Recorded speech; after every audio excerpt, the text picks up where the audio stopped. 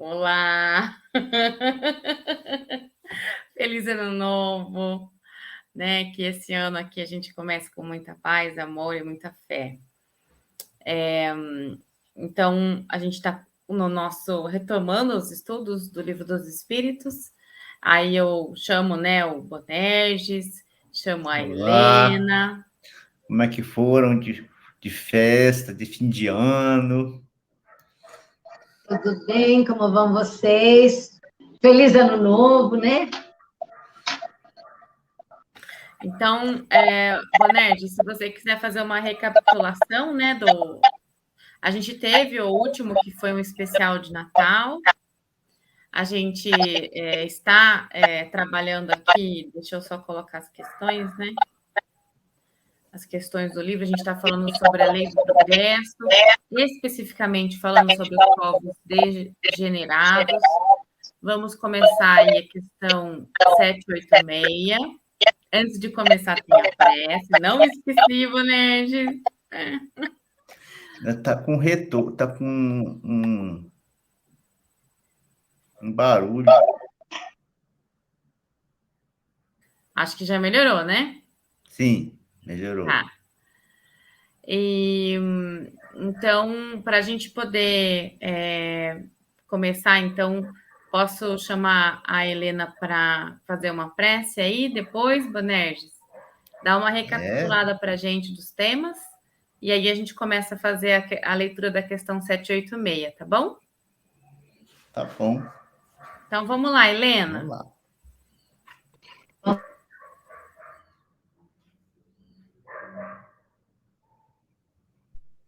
Uma prece para retomar as nossas atividades do ano, que sejam muitas, que sejam de progresso para nós, né? Então, começamos agradecendo por esse reinício das atividades do ano, confiantes no apoio do Plano Maior e sabendo desse apoio, sabendo que não estamos sozinhos, pedimos, Senhor, que nos ajudes também a sermos seres de bem, firmes na compreensão do que é necessário para progredirmos sempre e junto para o progresso de todos. Que assim seja.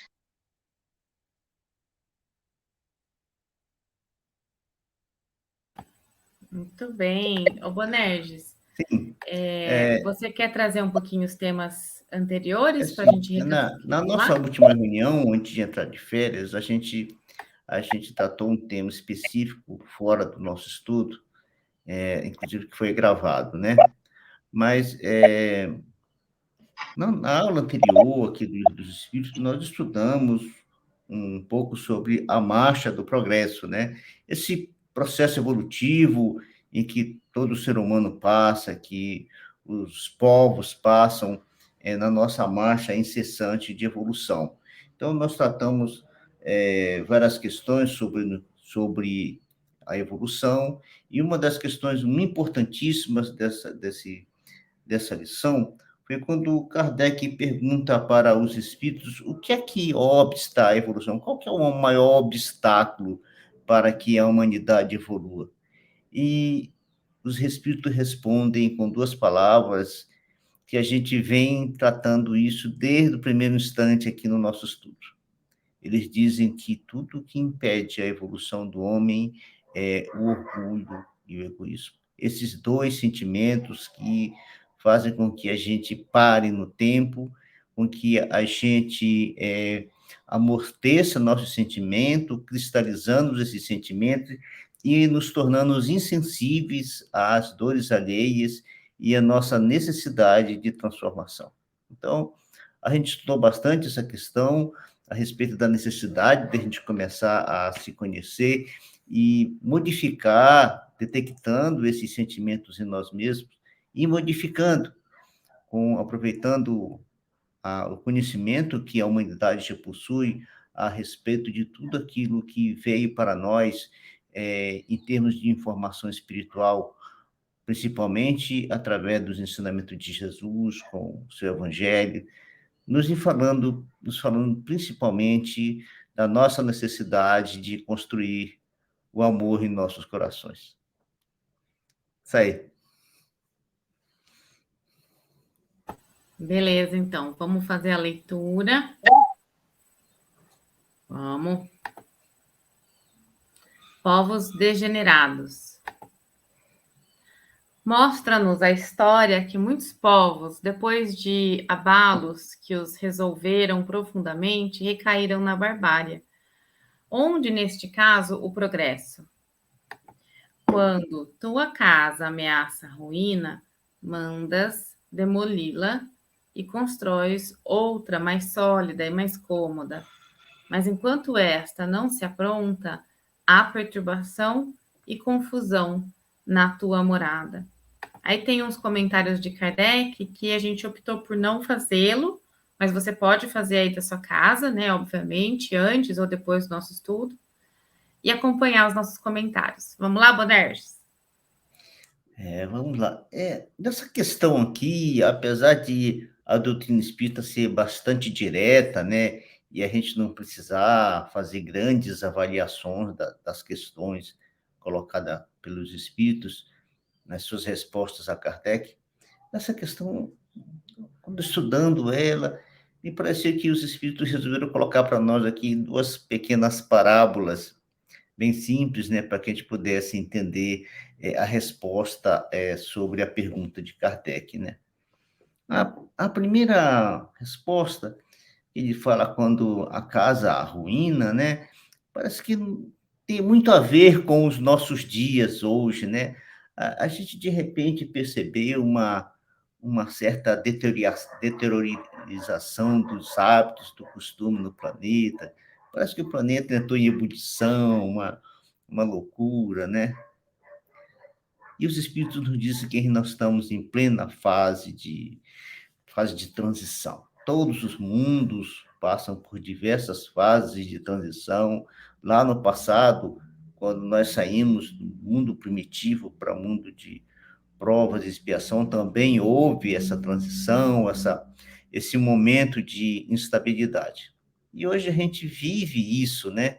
Porque com esse surgimento de espíritos novos que reencarnam no planeta, ainda com uma certa dificuldade de convivência social e de certos valores, como que mostra que o planeta parece que está num momento muito complexo, né? Como se tivesse começando a ruir alguns valores, alguns sentimentos, né? A educação perde importância, uma série de relações se alteram, a família também se desestrutura um tanto. E como é que isso pode ser alterado e modificado, né? Como a gente não controla quem nasce no planeta, né? E isso é um controle feito pelos espíritos superiores, sob a supervisão de Jesus. Eles começam a fazer essa demolição, né, através exatamente do nascimento no planeta de espíritos com essas características, né? Então, a gente tem a sensação mesmo dessa alteração. Mas o que eles estão fazendo é reformulando o planeta de tal forma que eles possam, assim, aproveitar aqueles que se mantêm com qualidade de sentimento, de postura mental, de atitude e na sua forma de viver, demonstrando que são capazes de continuar na casa nova ou no planeta novo, que possui valores sólidos e valores e atitude intelectual, padrão de pensamento, na sua forma de viver, que seja adequado à nova fase do planeta. Aqueles que já não se adaptam à nova construção, à nova realidade da casa, já não podem ficar mais nessa construção. Serão levados por uma outra construção, onde passarão por um outro processo educativo e assim poderão continuar sendo úteis, necessário para si mesmo e no seu processo evolutivo. Assim, acontece conosco, com aqueles de nós que não estamos mais em condições de ficar no planeta. Um dia sairemos e o mundo ficará rejuvenescido, melhor, menos confuso, uma casa mais cômoda, um planeta mais cômodo, mais solidamente construído em seus valores morais e intelectuais, para que assim aqueles que aqui vivam possam ter um pouco mais de paz e continuar a sua jornada sem esse desequilíbrio todo que a gente vê hoje. Esse aqui me parece a primeira situação colocada nessa resposta dos espíritos a Kardec. A segunda questão, também, eles falam no que diz respeito a uma morada que aparentemente era pobre, mas que você habitava nessa casa, né? Mas que você, com o seu trabalho, seu desenvolvimento, você fica rico. Ao mesmo tempo que a gente faria a consideração que, com os teus estudos, com a tua forma de viver, com os enfrentamentos das lutas da vida, você desenvolve valores a tal ponto que um dia aquela casa, aquele planeta em que você vive, não será mais adequado para você, porque já não oferecerá para você mais os recursos adequados para que ali você continue vivendo. Então, você irá para uma nova casa, um novo mundo, em condições muito melhores, para que assim você possa viver. E quando você sai desta casa, outros espíritos virão. Assim se faz entre nós, a gente vê casas que ficam por aí, outras pessoas com necessidades vêm e as ocupam. Da mesma forma, quando nós alcançarmos essa condição de podermos sair do planeta Terra e ir para um outro mundo mais avançado, outros espíritos tomarão o nosso lugar, aproveitando de tudo aquilo que se construiu aqui, toda a cultura, todo o conhecimento, todos os valores que ficaram, eles aproveitarão e um dia também poderão seguir para uma morada melhor, à medida que também adquirir esses valores. Nós temos na história do planeta, um povo que teve essas características muito interessantes para nós, nesse estudo que a gente pode fazer uma similaridade. Foi o povo egípcio. Através do livro Caminho da Luz, a gente aprendeu que aquela estrutura toda que aconteceu ali, ela foi graças a povos que migraram para o planeta, espíritos que migraram para o planeta, e ali construíram uma civilização, e que nessa construção dessa civilização, eles alcançaram um nível de evolução tal que já poderiam retornar para seus mundos. Outros espíritos não tão preparados quanto eles nascem ali. E como não possuem a capacidade administrativa, a capacidade intelectual, nem os valores morais que esses possuíam, o Egito entra em declínio a tal ponto de se comparar ao nível normal dos povos na Terra, né? Demonstrando assim para nós essa realidade da evolução espiritual, dessa importância toda do reencarnar, do renascer no mundo, para que a gente possa aprender, a gente possa construir nossos valores. Mas que aquilo que nós fazemos e que nós construímos não se perde. Quando nós saímos e vamos embora, a cultura que nós construímos, tudo que ficamos, serve para quem vem atrás de nós.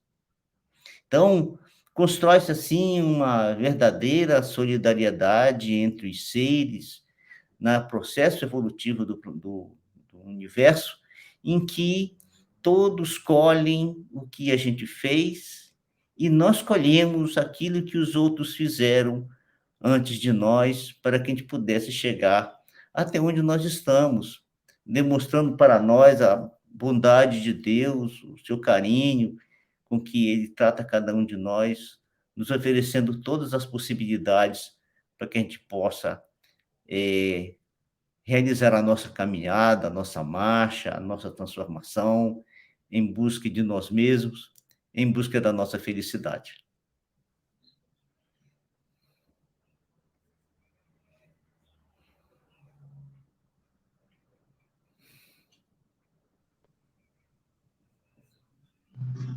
Um sinalzinho, Carol. Já posso falar? Claro, Helena. Aqui, ó, vamos retomar. Aqui é o lugar onde a gente conversa e estuda. Por mais que a gente tenha aqui esse momento gravado, que as pessoas vão nos ouvir e vão estudar conosco, mas é um estudo, não se sinta presa. Né? O Bonetti toca à frente, porque ele está acompanhando o programa desde o início. Com certeza, é. Tem um estudo muito mais detalhado do que aquilo que eu posso fazer, do que, né? Mas você é a nossa convidada, esteja muito à vontade, tá bem? Obrigada, Carol. Como o Banerjes falou bem no início ali, as respostas que os espíritos deram a Kardec são, às vezes, tão diretas que pouco a gente pode elaborar em cima delas para explicar melhor o que já está tão bem explicado, né? Mas eu gostaria de comentar antes o resumo que fez do que veio lá atrás, né? Você falou sobre o orgulho e o egoísmo serem as principais entraves para o progresso. E eu gostei da forma que você definiu o egoísmo, porque a gente pensa egoísmo quando você diz, não, isso daí é meu. Né? A ideia de egoísmo é, não, isso é meu e para mim. Mas você disse, o egoísmo é a insensibilidade à dor alheia. E é uma outra forma de ver, mas é realmente olhando nessa definição que a gente percebe o que é que está entravando o progresso, porque o progresso é realmente o que cada um vai deixando para os outros, e começa nessa interpretação, nessa percepção da dor alheia, né? E pensando nas criaturas, agora já envolvendo aqui os povos degenerados, né, aqueles que ficaram depois que os que vieram de fora para dar um up aqui na nossa civilização, os que ficaram aqui, eles vão indo, vão colhendo experiências, vão se misturando, vão pegando daqui e de lá, porém a lei diz que aqui nada se perde, tudo se transforma. Portanto, conforme vamos crescendo, o próprio mundo, ele segue uma sequência de vida como o de cada um de nós que montamos esse mundo. Quer dizer, nascemos, crescemos, nos desenvolvemos e acabamos morrendo. Os povos fazem igualzinho, como se eles fossem entidades realmente, como se fossem alguém, uma criatura de vida. E eles sozinhos têm a mesma sequência. Então, já teve algumas civilizações numa idade mais madura e acabaram, como o Vanessa comentou, foram embora, e aqueles que ficaram estão aí, andando, circulando, aprendendo, compartilhando, para ver se a gente consegue sair desse estágio e avançar para esse palácio muito bem construído aí, e todos usufruirmos dessa novidade que vem vindo, esse planeta, esse mundo de regeneração que vai chegar. Não importa que alguns tentem deter. Como nós vimos na aula passada, no estudo passado, nem que queiram, não consegue deter. É quando, depois que vários pegam, tomam o conhecimento, todos eles avançam de um jeito que é que nem avalanche, não tem o que segure, né? Nós vamos ver aí nas próximas perguntas, então vamos manter o suspense, para ver como que isso vai se dar, né? Eu queria... você quer completar, Bonerges? Não? É só... Eu acho que é importante compartilhar um pouquinho do que eu senti nessa questão. A gente está indo para 3 anos de estudo, né, Bonerges? Já estamos para lá da metade do livro, e foi a primeira questão que mais me doeu. Foi a questão que mais me causou espanto, desespero, talvez seja a palavra de falar, mais forte. A questão mais forte que eu li até hoje, de todo o livro dos Espíritos. Daí você pode perguntar, tá, mas e aí, né? E aí teve uma fala que o Bonerges trouxe que me me trouxe um ok, um alívio, né? Que foi a questão de que Deus nos ama. Porque para a gente entender, poxa vida, falar de povos degenerados e povos regenerados, como a Helena trouxe, a gente está falando de uma população inteira, a gente acabou de sair de uma pandemia e sabe o quanto tem de sofrimento, o quanto tem de dor. A gente está falando de desenvolvimento e a gente fala de tudo isso, mas, sabe, falar de uma casa que você sai dela e entra e é construção, a gente sabe, gente, vai reformar nossa casa, a gente já entra em pânico, né? Imagina um planeta todo. Então, eu achei essa questão muito forte, de chamar a atenção e dizer, vocês estão entendendo a gravidade, a velocidade, né? E aproveitando que é início de um ano, e um ano que parece que vem com uma força de mudança muito grande. Né? Então, por isso que eu achei que essa questão foi uma das mais fortes que eu li até agora. E agradeço a explicação, o comentário, né, dos dois, que eu achei que foi muito, muito válido. Eu deixo você falar, depois eu passo para a leitura. Eu deixo. Ó, quem sou eu, né?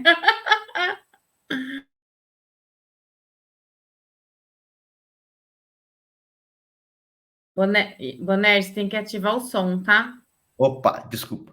Eu não sei se eu deixei claro na questão, no meu comentário, porque quem controla essa mudança, essa reforma da casa, não somos nós.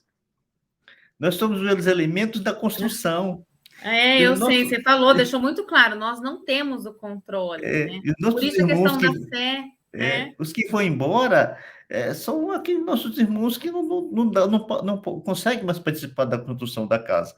Quem controla isso é Jesus com os seus mensageiros, com os seus ajudantes, seus ministros, seus auxiliares, seus prepostos, são eles que controlam isso. Nós só somos elementos da construção. Sim, mas quando a gente pensa em Deus e quando a gente pensa em quanto Ele nos ama, aí parece que vai ficando uma questão ok. Mas talvez eu esteja um pouco enferrujada, né? Que a gente ficou algumas semanas sem se falar. Mas quando eu li, a primeira coisa que me aconteceu foi me dar nossa, que forte, né? Mas depois a gente vai, né, trazendo os entendimentos espíritas, né, trazendo a nossa fé, raciocinando em tudo aquilo que a gente tem de elementos da nossa vida, do nosso contexto, para que a gente possa entender de outra forma, muito mais calma. Mas até eu chegar nisso, eu tive todo esse sentimento antes, é isso que eu queria compartilhar, né? E agradecer, porque é por esse estudo que eu consigo ler essa questão hoje, sabe? Quando a gente entrega na mão de Deus, né? A gente sabe que Ele tem uma visão muito maior do que nós e que a gente possa ser um elemento realmente dessa reforma, né, Bonerges? Isso sim, é muito bonito. Mas a gente precisa ter esse entendimento, a gente precisa ter esse estudo. Eu acho que o Espiritismo nos traz isso, nos traz essa fortaleza, né? Vamos lá, então.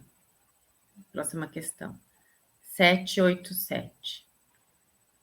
Não há raças rebeldes por sua natureza ao progresso? Há, mas vão aniquilando-se corporalmente todos os dias. Aí são duas questões que estão nelas que eu já vou aproveitar para fazer a leitura. Qual será a sorte futura das almas que animam essas raças? Chegarão, com todas as demais, à perfeição, passando por outras existências. Deus a ninguém deserta. E a questão B. Assim, pode dar-se que os homens mais civilizados tenham sido selvagens e antropófagos? Tu mesmo o foste mais de uma vez, antes de seres o que és.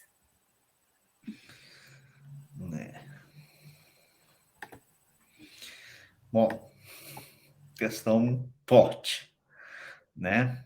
É bastante forte essa questão. Mas a gente pode fazer uma visão bem prática da história humana e encontrar essas situações, né? Nós tivemos na época do Império Romano, já bem no meio da existência do Império Romano, alguns povos que começaram a invadir o Império Romano e que contribuíram muito para que o Império Romano se desconstruísse, né? Nós tivemos alguns, por exemplo, como os vândalos, os visigodos e os hunos, foram povos muito violentos que tiveram uma existência muito curta, alguns poucos séculos, e já sumiram do planeta, né? E vendo assim que essas informações que os espíritos nos trazem, que no dia a dia eles vão, né, se aniquilando, dá para nós olharmos a situação. Se você olhar como a história como uma fotografia, você vai achar que não, mas a gente precisa ter um olhar mais amplo dessa questão. Agora, na Idade Média, também tivemos um outro povo bastante rebelde, né, bem violento, que foram os mongóis. Os mongóis ali, a princípio, comandado por Gengis Khan e depois por mais 3 gerações de Gengis Khan, fizeram um domínio violento na Ásia, né, chegando até a invadir parte da China, conquistar parte da China, grande parte do Oriente Médio, uma pequena parte da Europa. E eles ficaram por pouco tempo, 2 séculos e pouco, também já sumiram do planeta, completamente. Hoje, o que resta desse povo são alguns nômades que vivem lá naquela região, já com pouca atividade que se possa dizer no planeta, que possa afetar o planeta de forma considerável, como foram seus antepassados.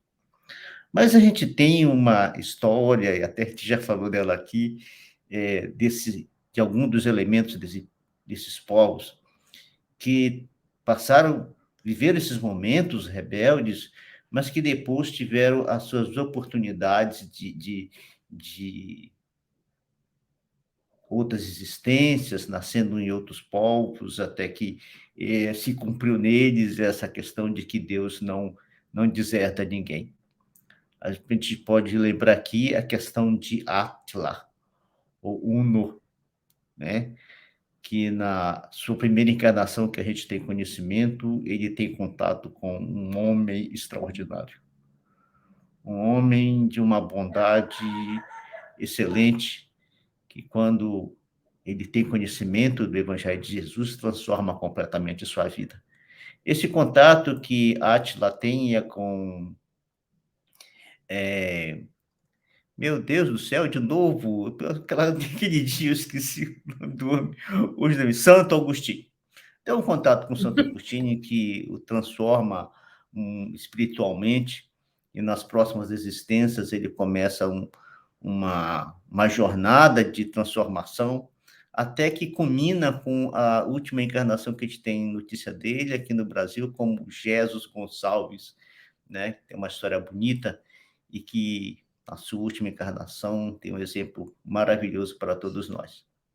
Não é isso? Então, e esses povos nasceram entre nós, cumpriram sua missão, conviveram com povos um pouco mais evoluídos que eles, e assim eles tiveram a oportunidade também de aprender, e não só de aprender, mas também com a sua brutalidade, a sua força, colocar em xeque algumas culturas e alguns hábitos dos homens para que esses também pudessem se avaliar e se refazerem, se reestruturarem nos seus padrões e suas formas de viver e sentimento. Na última questão, que é a B, e que Kardec, na sua capacidade extraordinária de fazer conexões com o estudo da doutrina, ele não deixa os pontos soltos, e sempre que ele tem a oportunidade de retornar a um assunto para aprofundá-lo, ele usa essa questão. E aí é quando ele pergunta se os povos civilizados de hoje também viveram aquela situação de selvageria e antropofagia. como que querendo confirmar realmente o processo de evolução, né, essa transformação que cada um de nós faz através da reencarnação. E os espíritos, em vez de responderem sim, não e tal, eles vão direto a Kardec, né? Vão direto a ele e falam: se tu mesmo, né, foste várias vezes, não uma única vez como eles, né? Se hoje és o que és, mas tu passaste por lá, na mesma caminhada, tu fizestes a mesma caminhada. Talvez isso, num primeiro instante, parece assim, puxa, parece que eles foram tão duros com Kardec. Mas quando você para meditar um pouquinho mais nessa questão e analisar, porque a gente sabe que tudo que eles fizeram nesse trabalho magnífico de ditar essa doutrina para Kardec, fizeram com muito amor, porque afinal eles eram emissários de Jesus.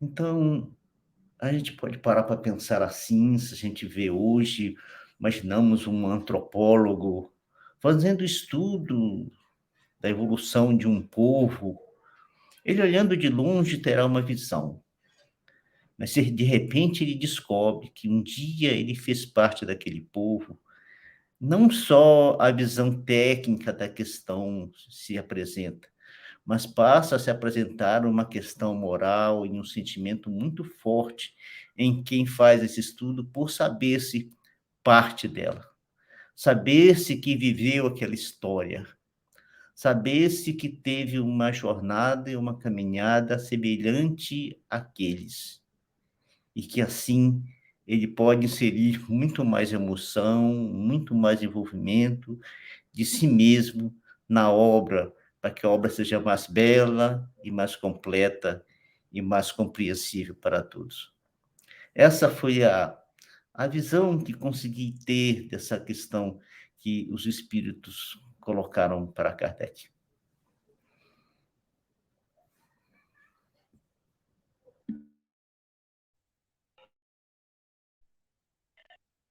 Gente, eu fiquei pensando, será que então alguma vez eu servi de petisco para algum de vocês dois aí?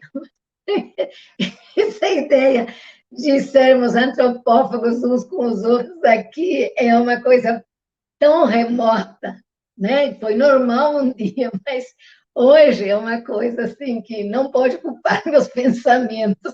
Isso é muito difícil. Isso sim é uma questão forte, viu, Carol? Agora, eu queria só, em função de uma conversa que eu tive com umas amigas ontem, e falando um pouco sobre a lição, eu queria pontuar sobre o título disso daqui, porque eu mesma fui levada a uma confusãozinha e eu queria, então, deixar, comentar sobre isso, povos degenerados, né? Quais são os povos degenerados? Até a primeira leitura, a gente imaginava que eram aqueles que já tinham vindo, os degregados de lá do mundo que estava em transformação e que, por não se ajustarem às novas maneiras daquele mundo, vinham parar aqui no mundo nosso, que estava já em franca mudança também, passando para a expiação e provas. Mas o que é? Depois que nós tivemos a visita e o tempo desses povos intelectualmente mais evoluídos, depois daquele tempo, eles por aqui, quando se aprimoraram do ponto de vista moral e voltaram aos seus mundos de origem, ou mundos equivalentes, ficamos nós aqui, ou eles aqui, originários da Terra, a sua própria sorte, vamos dizer, o que já tinham aprendido, estava aprendido, e daí, então, para quem olha a humanidade, há uma quebra. Você citou o povo egípcio, que foi uma civilização tão avançada, houve outras também, mas vamos falar do Egito, né? Então, depois que aqueles espíritos vão-se embora, ficam aqueles daqui, e esses são os povos degenerados, os povos que passam para um estado de condição de qualidade inferior àquele que estava tendo, que é aquele declínio que a gente observa na história e que pode comentar, que pode pontuar, onde é que foi parar tudo aquilo que já estava por aqui, né? Então, esses são os povos degenerados, né? E, como diz aqui, né, nós todos passamos por lá, por aquele começo difícil de aprendizado, onde, felizmente, a ideia de nossa capacidade mental ainda não era objeto de conhecimento. Então, a gente vivia muito ainda para resolver os problemas básicos. Porque se a tudo isso a gente somasse o que pensa hoje, o que é capaz de pensar hoje, ainda estaríamos lá no fundo ainda, né, da problemática toda. Então, é só isso daí que eu queria falar, porque ainda tem o próximo, para não entrar no assunto da próxima pergunta. Helena, mas não foram só eles, né? Se a gente parar para pensar um pouquinho, a gente vai ver que os romanos também Sim, sumiram do planeta, né? Os gregos daquela época não são os mesmos gregos de hoje, né? Isso os são outros gregos, né? E só mudou o povo. O povo mudou porque os espíritos que estão reencarnando nesses ambientes são menos evoluídos que os primeiros, né? Então, por isso que a degeneração, mas essa degeneração é uma degeneração em que quem participa dela aprende. com Né? certeza. Quem olha para a história, uma visão exclusivamente humana, acha que é uma perda. Mas se a gente olhar com o olhar espiritual que a doutrina nos oferece, a gente vê que é um ganho, porque quem passou a viver naqueles ambientes lá, que não tinha a capacidade daqueles administradores, daqueles fundadores, aproveitou muito com eles, aprendeu muito com o que ficou, né? Então, há uma degeneração do povo, mas o espírito não, o espírito ganha, né? Os espíritos ocuparam aquela casa que foi deixada, né? Do jeito que explicou ali, no que acontece na reforma ou na construção, aquele monte de coisas, tudo espalhado, tudo bagunçado, parece que está indo de mal a pior, mas tudo isso é necessário, né? Para sair dali, peneirar e ver o que é melhor. E o lugar, com certeza, foi ocupado. Aqueles que foram embora foram, mas os que aqui ficaram se reagruparam conforme afinidades, né? Então, a civilização, o povo ter sumido, não quer dizer que os espíritos sumiram junto, né? Nós continuamos, sem dúvida.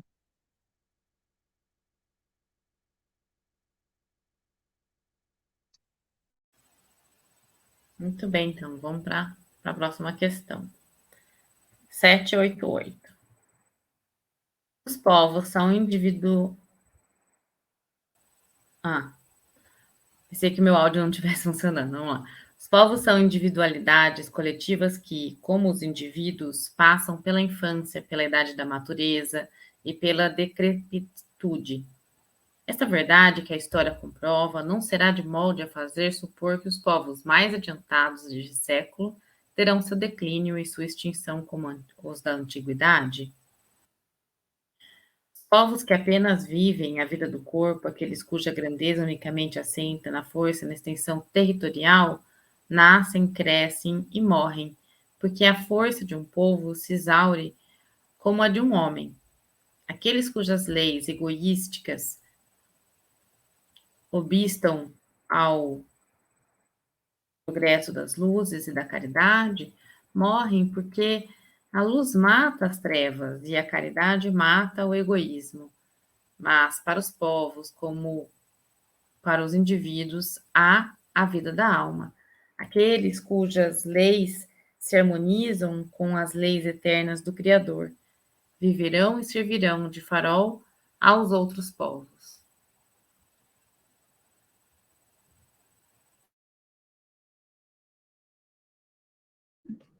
Sabe, quando nesse estudo, fiquei olhando para a história da humanidade, né? Procurando em nossa história essa realidade. E juro que não encontrei exatamente com essa resposta. Talvez seja uma coisa que vá acontecer entre nós ainda no futuro. É claro que nós conhecemos muito dos povos que tiveram no passado aqui no planeta, muitos deles se extinguiram,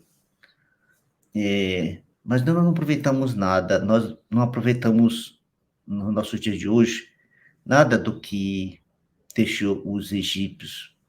A cultura deles praticamente se perdeu, né? E não ficou nada escrito, nada registrado.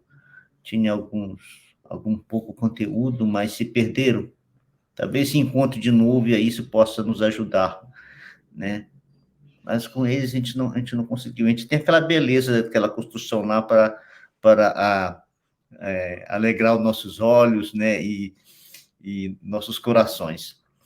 Mas a gente não consegue ver que eles tenham deixado alguma coisa que possa contribuir com a nossa evolução moral, a não ser a de que eles estiveram entre nós um dia, né? A gente pode olhar, por exemplo, para aquele pessoal que viveu na Mesopotâmia, ali naquela época lá, 3.000 anos, 4.000 anos antes de Cristo, né? E começaram a surgir há algum tempo agora as tábuas sumérias, né? Que tem muita coisa, muita informação parecida com aquela do judaísmo, da formação do judaísmo. Então, são algumas coisas que a gente usa muito hoje, porque juntou-se para nós aqui no Ocidente, em parte do planeta, 3 culturas que são muito importantes na nossa formação de hoje, que é a cultura judaica, a cultura grega e a romana. A cultura romana, ela se apresenta diante de nós muito forte na formação das leis dos países, das nações, né? Já a cultura grega se apresenta para nós diante da arte, né? A gente tem muito a aproveitar com aquilo que eles nos deixaram. E a cultura judaica, que até hoje está entre nós, contribuiu fortemente para a formação da nossa história religiosa no Ocidente. Tem tudo a ver a nossa história religiosa aqui no Ocidente com eles. Não só os cristãos, mas também os muçulmanos. Tem tudo a ver com aquela cultura, não é mesmo? Porque os muçulmanos são primos dos judeus, né? São primos do povo hebreu. Então, está muito junto para nós. Tem uma outra cultura, que é aquela mais oriental, os indianos e o povo chinês. A gente não conseguiu ainda ter com eles uma interação muito forte para que a gente possa absorver deles esse fato deles serem civilizações milenares, né? Mas quem sabe agora, com o fato de a gente começar a se aproximar mais um dos outros, levado pela via comercial, a gente consiga, assim, aproveitar o conhecimento desses povos e contribuir com a nossa evolução. E a gente também contribuir com a deles, né? De tal forma que um dia a gente possa inserir nas nossas leis, leis que se adaptem às leis divinas, às leis de nosso Pai, e assim a gente tenha um outro estágio em nossa humanidade, um outro momento de nossas vidas que sejam mais em direção à paz, e não que entre nós exista a cultura do confronto, né? Somos culturas diferentes, vivemos histórias diferentes, mas que logo, logo, eu imagino, a gente vai contribuir fortemente um com os outros. Helena, Carol.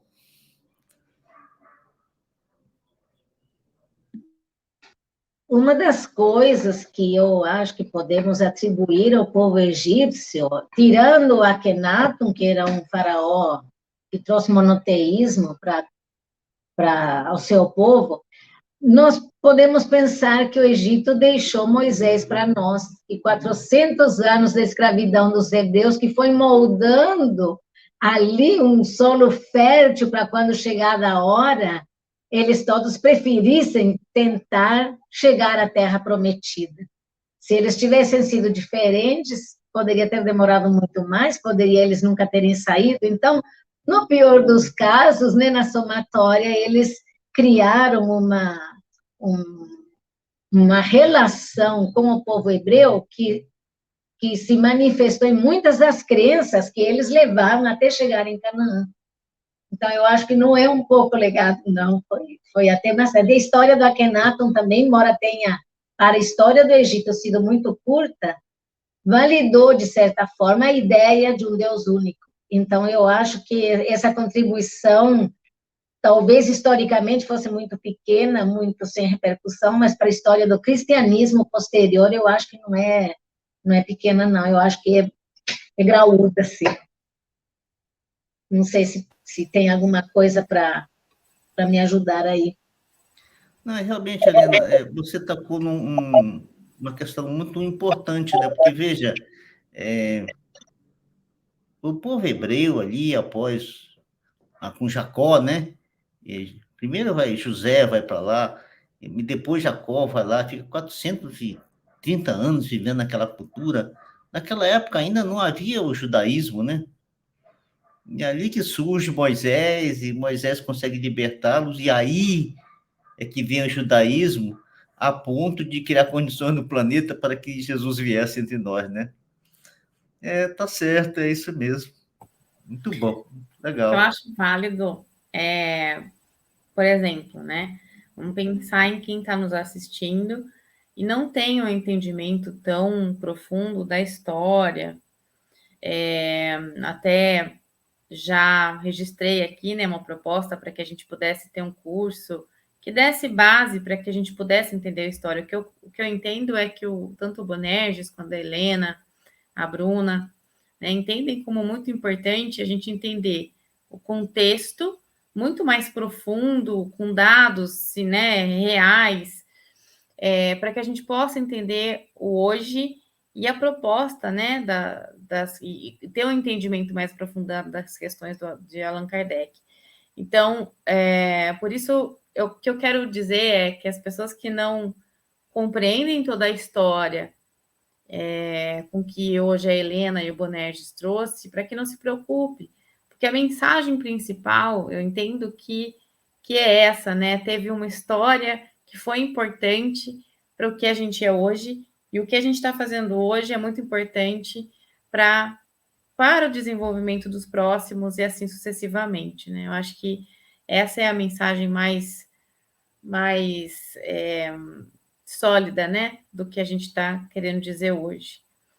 É isso, claro, vou deixar vocês falarem, depois vocês só me sinalizem, eu faço a última questão, tá? A gente está 10 minutos. Só uma dica, vamos dizer, já que você tocou naqueles que nos assistem, né? Tem o A Caminho da Luz, que muitos já leram, não é um livro fácil, mas um livro onde está registrada toda a história que tem a ver com a chegada de Jesus e a mensagem da Boa Nova para nós. E vem de lá desde o tempo da decisão de se formar o planeta.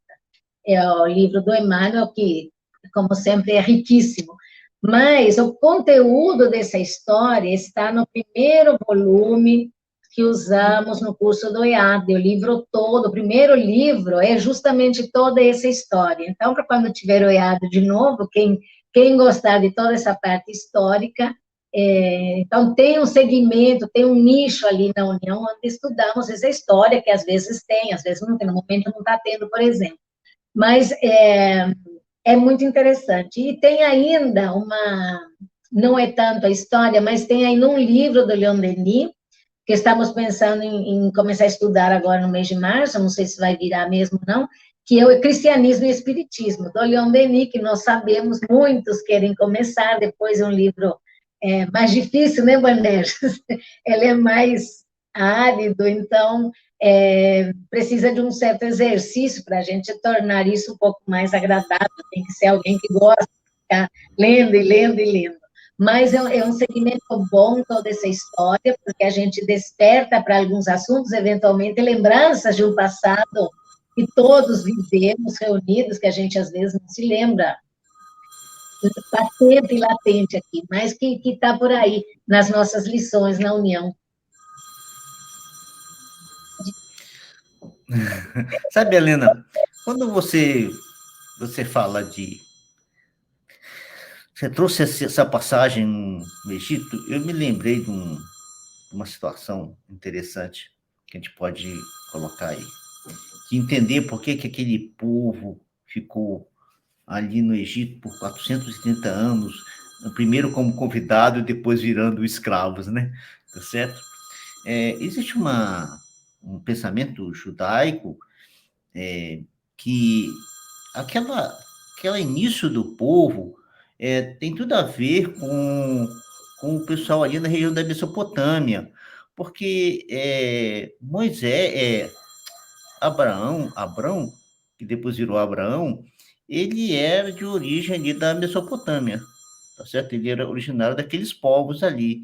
Então, existe um pensamento no meio judaico de que aqueles espíritos que encarnaram ali no Egito foram aqueles que viveram na época lá das grandes conquistas da Mesopotâmia e que alguns que fizeram aquela história lá da Torre de Babel, que foi um momento muito, muito duro daquele povo ali, né? Então, eles desencarnaram durante aquela história e, como eles tinham uma ligação forte com Abrão, né, da descendência com Abrão, eles vão lá para o Egito serem descendentes dos filhos de Abrão e ali passarem pelo seu processo de expiação. Por isso, eles viverem um período como escravos, né? Ali no Egito. São convidados e depois viram escravos, porque exatamente terem esse compromisso diante da lei ali, que cometeram alguns equívocos na Mesopotâmia. A história de Abraão é uma história que a gente não pode deixar de considerar, porque ele abre os dois braços para as religiões que dominavam na época, né? De um lado, o povo judeu, os descendentes de Lia, de Sara, e do outro lado, ele abre os descendentes de Agar e cria todo o que vai virar depois do islamismo. Então, por isso que você chamou de primos, porque, na realidade, eles têm as duas religiões enormes, como elas são hoje, influenciadoras, com muita gente seguidora, os dois têm a mesma raiz, que é Abraão. Então, a história de como se desenvolve para cada lado, isso merece um estudo à parte, claro, aqui no meu fórum, mas é para a gente perceber aonde que, às vezes, o preconceito não cabe, a gente precisa estudar muito para ver como é que acontece a transformação dos valores para cada uma das religiões aí dominantes ou não, porque isso também é coisa que vai mudando ao longo dos anos, né, ao longo dos tempos. Beleza. Vamos para a próxima questão e a última? Vamos lá. 789. O progresso fará que todos os povos da Terra se achem um dia reunidos, formando uma só nação? Uma nação única, não. Seria impossível, visto que da diversidade dos climas se originam costumes e necessidades diferentes que constituem as nacionalidades, tornando indispensáveis sempre leis apropriadas a esses costumes e necessidades. A caridade, porém, desconhece latitudes e não distingue a cor dos homens. Quando, por toda parte, a lei de Deus servir de base à lei humana, os povos praticarão entre si a caridade, como os indivíduos. Então, viverão felizes e em paz, porque nenhum cuidará de causar dano ao seu vizinho, nem de viver a expensas dele.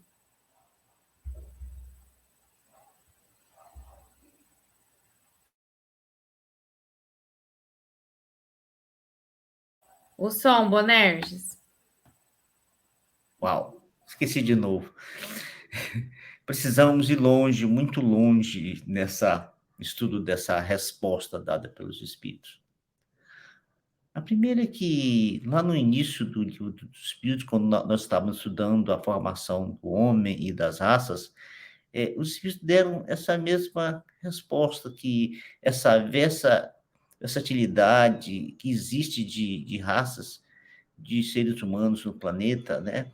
Elas têm tudo a ver com o clima e o ambiente existente no planeta, a geografia de cada um em cada região, fazendo com que caiam, com que se crie espécies, raças, né, com características diferentes, brancos, negros, amarelos e assim sucessivamente, adequada à evolução naquele ambiente, nos dizendo que não há ninguém mais evoluído ou menos evoluído por causa das características físicas que se apresentam, todos de uma mesma raiz, mas que as condições planetárias que nos fazem mudar de característica física. E por isso mesmo temos hábitos e costumes diferentes e, assim, leis que se adaptam a essas situações. E depois eles falam a respeito que mais tarde, quando a gente tiver compreendido a lei da caridade e adequarmos as nossas leis, as leis de Deus, a vida alcançará um novo estágio evolutivo. Mas para a gente entender essa questão da caridade, a gente precisa voltar a tempos atrás. Porque durante a história da evolução planetária, através de Jesus, Deus enviou vários mensageiros, espíritos altamente evoluídos, verdadeiros mestres, para nos ensinar o caminho da educação espiritual de cada povo, né? E mais tarde, o próprio Senhor veio entre nós trazer os seus ensinamentos. Nos traz o Evangelho, e a essência do Evangelho para nós é o desenvolvimento em nossos corações do amor. E tem o amor em nossos corações como consequência a prática da caridade entre nós, a caridade material e a caridade moral. Esta última mais difícil de nós aplicarmos. Esses mestres que vieram antes de Jesus, seus discípulos construíram templos após aprenderem os ensinamentos espirituais. Mas os discípulos de Jesus, ao contrário, construíram casas de acolhimento para atender às dores humanas, tratar do corpo, mas também tratar da alma, ensinando a eles o Evangelho de Jesus. Pedro, antes de, junto com os outros apóstolos, fundar a Casa do Caminho, talvez a primeira casa de caridade no planeta, eu digo talvez porque vou citar uma outra logo em seguida. Depois na segunda vez que Jesus se materializa após a sua crucificação e se apresenta para os apóstolos, nos diz João, no seu evangelho, que estavam todos reunidos e Jesus serve a eles pão e vinho, e que após alimentarem-se, Jesus faz 3 perguntas para Pedro. Pedro, tu me amas? E Pedro diz, sim, Senhor, tu sabes que te amo. E Jesus fala para ele, alimente os meus carneiros. E Jesus volta a perguntar para Pedro, Pedro, tu me amas? E Pedro responde, sim, Senhor, eu te amo. E Jesus fala a ele, apacenta as minhas ovelhas. E Jesus volta a carga e faz uma terceira pergunta. Pedro, tu me amas? Pedro se sentiu um pouco estranho e diz, Senhor, tu sabes de tudo. Tu sabes que te amo. Então, Jesus diz a ele, alimenta as minhas ovelhas. Após um tempo, eles se reúnem e constroem a casa do caminho. Fica inserido em seus corações, em suas mentes, os ensinamentos de Jesus com o homem e essa última fala de Jesus com Pedro, ensinando-os a necessidade da prática da caridade. Talvez a primeira casa caridosa em todo o planeta. Mas há uma segunda história interessantíssima para nós, apesar de existir essa informação no meio espírita, talvez a gente não tenha dado o devido valor a ela. Conta-nos os evangelhos que Jesus, num dado momento, ali naquela grande praça de Jerusalém, diante dele é levada uma mulher adúltera, e aí tem aquela história que todos nós já conhecemos. E Humberto de Campos nos traz um ensinamento que teria acontecido um diálogo com Jesus e os apóstolos após esse evento, em que no livro Boa Nova eles trazem para nós essa conversa com o título de Pecado e Punição, onde Jesus dá uma aula para os apóstolos fantástica a respeito do perdão, da caridade e da compreensão dos erros humanos, para que a gente possa ter sim essa caridade diante das fraquezas de cada um. Mas Amélia Rodrigues avança na história e através de Divaldo Franco, no livro Pelos Caminhos de Jesus, ela traz a continuação da história dessa mulher, que naquela noite, daquele mesmo dia, ela procura por Jesus. E Jesus tem um longo diálogo com ela. No final do diálogo, ela pede ao Senhor que seja uma das suas seguidoras. E Jesus diz para ela que não confia, que ela poderia, ela mesma, ser um daqueles que deveria ter uma condição de atender os seres humanos. Ela, por orientação de Jesus, sai de Jerusalém e vai para uma outra cidade, na Fenícia, naquela época. Hoje é o Líbano, numa cidade que tem o nome de hoje de Tiro, mas parece que naquela época o nome era Sur, algo parecido. Lá, ela monta uma instituição de caridade, como sendo a segunda instituição de caridade, ao mesmo tempo, sendo instalada no planeta todo, em que ali ela também, como na Casa do Caminho, atendia as pessoas, limpava as suas chagas, aplicava remédios sobre elas e à noite falava do Evangelho de Jesus, os educando.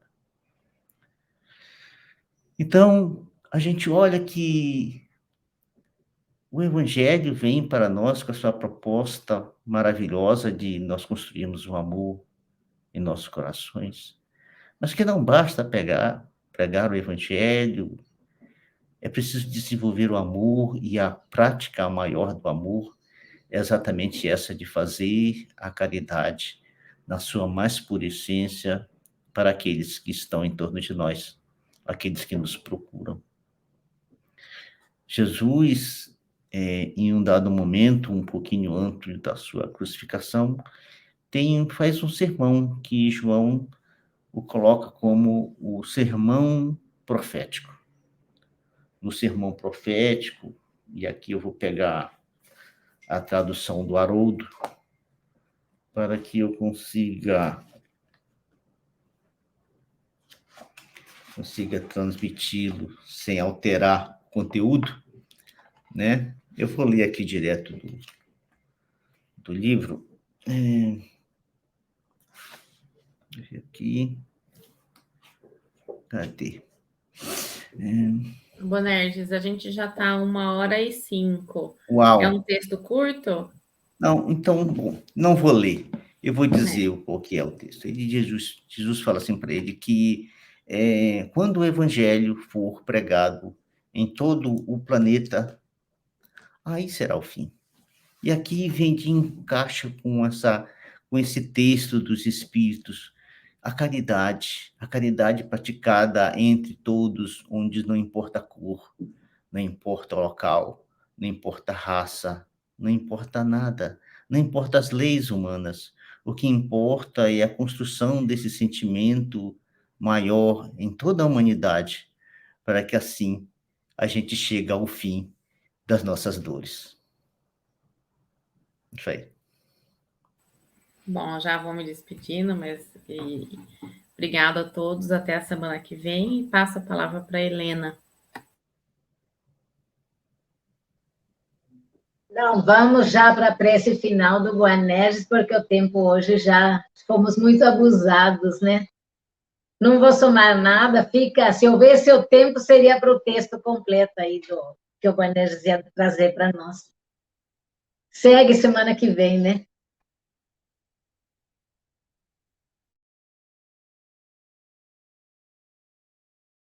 Falta só o som, viu, Bonerges? Isso. Então, vamos todos aproveitando este momento de elevação de sentimentos e de pensamentos, nos dirigir a Jesus, o nosso mestre querido, um sentimento de profunda reconhecimento de quanto é importante para todos nós os seus ensinamentos e que todos nós sejamos capazes de entronizar em nossas memórias esses ensinamentos para que eles nos transformem a nossa forma de pensar, transformem a nossa forma de sentir. E assim, a gente possa realmente viver em plenitude esses ensinamentos em nós mesmos. Sejamos capazes, mestre, de realizar essa realidade em nós mesmos.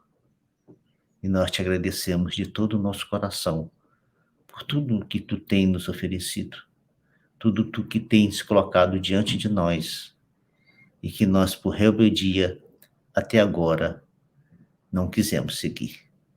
Mas que agora, diante dos novos ensinamentos trazidos para nós pela doutrina espírita, agora sim, sejamos capazes de caminhar em tua direção. Que assim seja.